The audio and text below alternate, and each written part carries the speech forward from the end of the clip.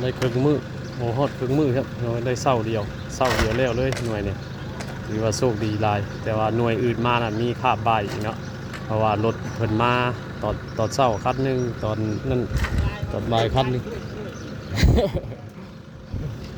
บัดนี้แหละหน่วยนี่มาพอดีว่ารถ2คันมาติดเลยเพิ่นน่ะรถ2คันมาติดเลยก็เลยว่าแล้วคาบเช้าโชคดีเพิ่นน่ะเอาก็มีเวลาไปเฮ็ดแนวอื่นเอาเวลาที่เหลือเฮาก็ไปเฮ็ดเวียกส่วนตัวเฮาอันนี้มาเฮ็ดเวียกส่วนรวมมาก็บ่ได้ยากดอกมากวดพวกสร้างเพิ่นเนี่ย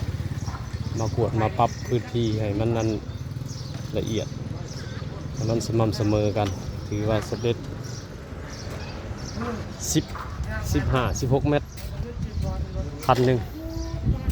คันรถหนึ่งโอ้นี่อีกคันหนึ่งแป๊บเดียวหรือว่ามือหนึ่งหน่วยหนึ่งได้30 เมตรมาปรับเรือสำเร็จ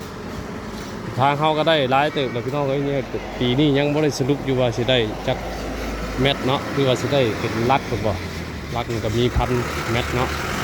ก็เป็นโลนึงแต่ว่าตัวนี้ก็ยังไม่ได้สรุปหาก็เริ่มต้นเฮ็ดจากยังโบวิดบ้านอยู่โอเคพี่น้องเดี๋ยวยังไงอัปเดตไปเรื่อยๆเนาะยังอีกคันหนึ่งตอนนี้ก็หาการสำเร็จคันหนึ่งแล้วยังคันหนึ่ง